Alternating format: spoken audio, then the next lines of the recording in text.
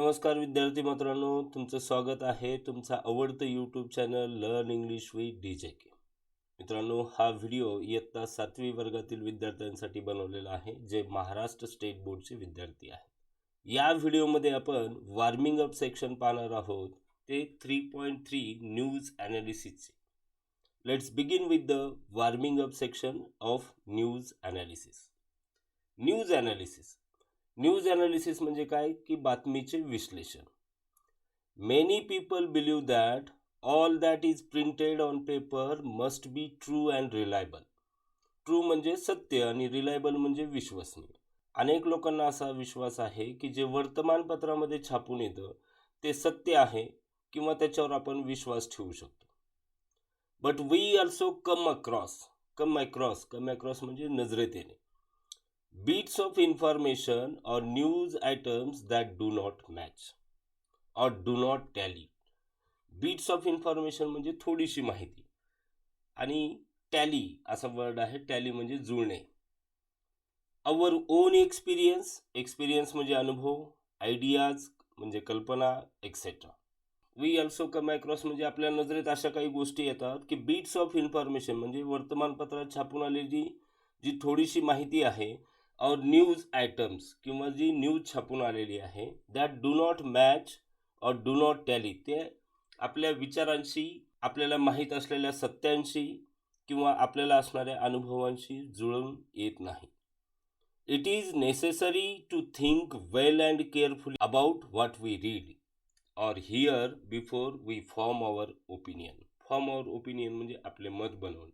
म्हणून जर एखादी बातमी आपल्याला माहीत असलेल्या गोष्टीशी जुळत नसेल आणि त्या गोष्टीवर आपलं जर मत बनवायचं असेल तर मग आपल्याला चांगला विचार करावा लागेल, काळजीपूर्वक त्याविषयीचा विचार आपल्याला करावा लागेल.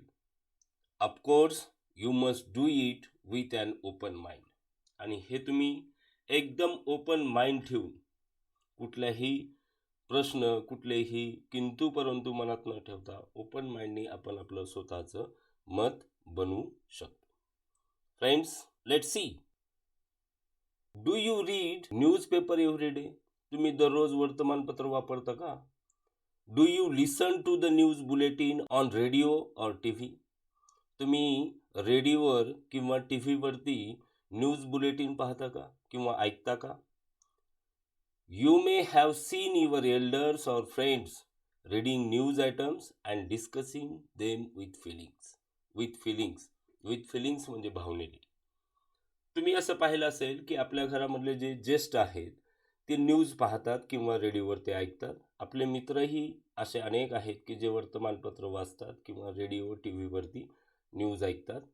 आणि न्यूज ऐकल्यानंतर त्या न्यूजवरती आपण चर्चा करतो आणि ती चर्चा ही भावनाप्रधान चर्चा असते. आपल्या भावना त्या चर्चेमध्ये ओतलेल्या असतात. Do you think about the news that you read or here? तुम्ही जी वाचलेली आहे किंवा जी ऐकलेली न्यूज आहे त्याच्यावर थोडासा विचार करता का? If a piece of news makes you happy you will say it is good news. जर एखादी बातमी ऐकली किंवा वाचली आणि त्या बातमीने जर तुम्हाला आनंद दिला तर तुम्ही काय म्हणता की ही चांगली बातमी आहे. If it makes you angry और सॅड, जर तुम्ही वाचलेली एखादी बातमी किंवा ऐकलेली एखादी बातमी ही जर तुम्हाला राग आणणारी असेल किंवा तुम्हाला दुःख देणारी असेल तर you will say it is bad news. तर तुम्ही काय म्हणता? ही बॅड न्यूज आहे. You may find some news items interesting and some other uninteresting or even boring. ऐकलेल्या किंवा वाचलेल्या काही बातम्या ज्या आहेत त्या तुम्हाला इंटरेस्टिंग वाटतील, काही बातम्या तुम्हाला अनइंटरेस्टिंग किंवा बोरिंग सुद्धा वाटू शकतात. Let's see the remaining words and their meaning. With feelings म्हणजे भावनेने आपण पाहिलेलं आहे. ऑथॉरिटीज म्हणजे अधिकारी. आय विटनेस म्हणजे प्रत्यक्षदर्शी, ज्याने ती घटना प्रत्यक्ष पाहिलेली आहे अशा व्यक्तीला आपण आय विटनेस म्हणतो. Let's see the next part. You also have to consider whether a piece of news is reliable or unreliable. Reliable हा वर्ड आपण सुरुवातीला पाहिलेला आहे तरी सांगतो. विश्वसनीय असं त्याचा मीनिंग आहे. आणि अनरिलायबल म्हणजे अविश्वसनीय. You have also to consider whether a piece of news is reliable or unreliable. आपण ठरवायचं आहे की कुठली बातमी ही विश्वसनीय आहे आणि कुठली बातमी ही अविश्वसनीय आहे. Many news items have phrases like according to our sources, authorities says that, and eye witness account etcetera.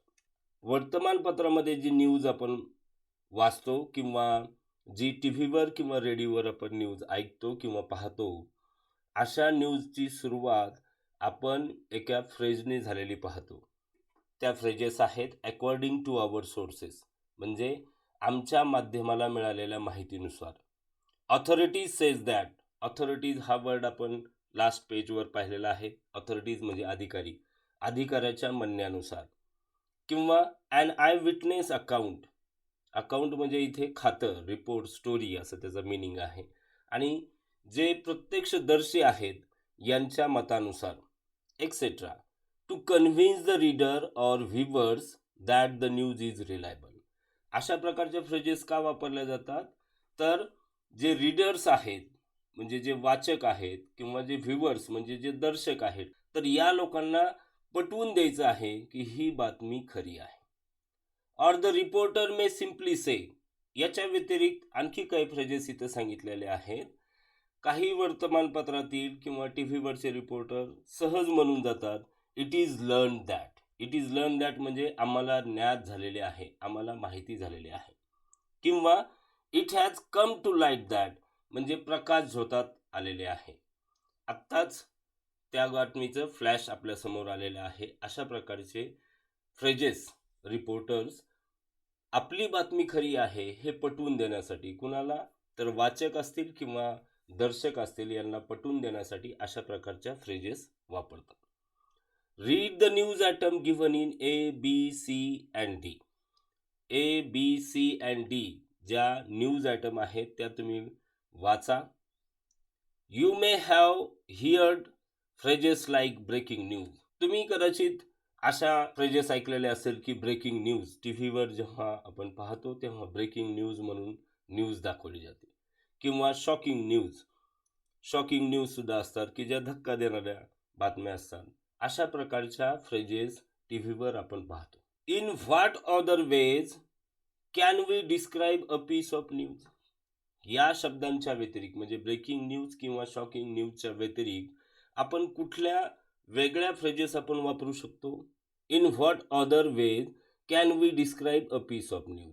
म्हणजे ब्रेकिंग न्यूज किंवा शॉकिंग न्यूज सारखे शब्द आपण ऐकलेले आहेत, परंतु एखादी बातमी आपल्याला पुन्हा पुन्हा लोकांना सांगायची आहे, पटवून द्यायची आहे, तर याच्यासारख्या कुठल्या फ्रेजेस तुम्ही वापरू शकता?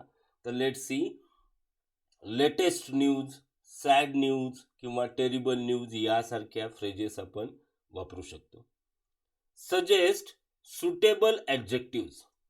ॲडजेक्टिव्ज म्हणजे विशेषण. आपल्याला काय करायचं आहे की त्या बातमीसाठी सुटेबल ॲडजेक्टिव्ज वापरायचे. Then form group of 4 or 5 and discuss the question given with each piece of news. ज्या ए बी सी आणि डी मध्ये दिलेल्या न्यूज आहेत त्या न्यूजवरच्या क्वेश्चनवर आपल्याला 4 किंवा 5 विद्यार्थ्यांचा ग्रुप तयार करून डिस्कशन करायचं आहे. फ्रेंड्स, ॲडजेक्टिव्हचा वापर केव्हा केला जातो? Adjectives are always used for noun. नाऊनचं वर्णन करण्यासाठी, त्याची विशेष बाब सांगण्यासाठी आपण ॲडजेक्टिव्हचा वापर करतो. Friends, this is what the warming up section of news analysis. Thank you very much for being with DJK. You can follow us on Instagram, Telegram, Twitter, Facebook. This channel is for English learners only. Thank you very much.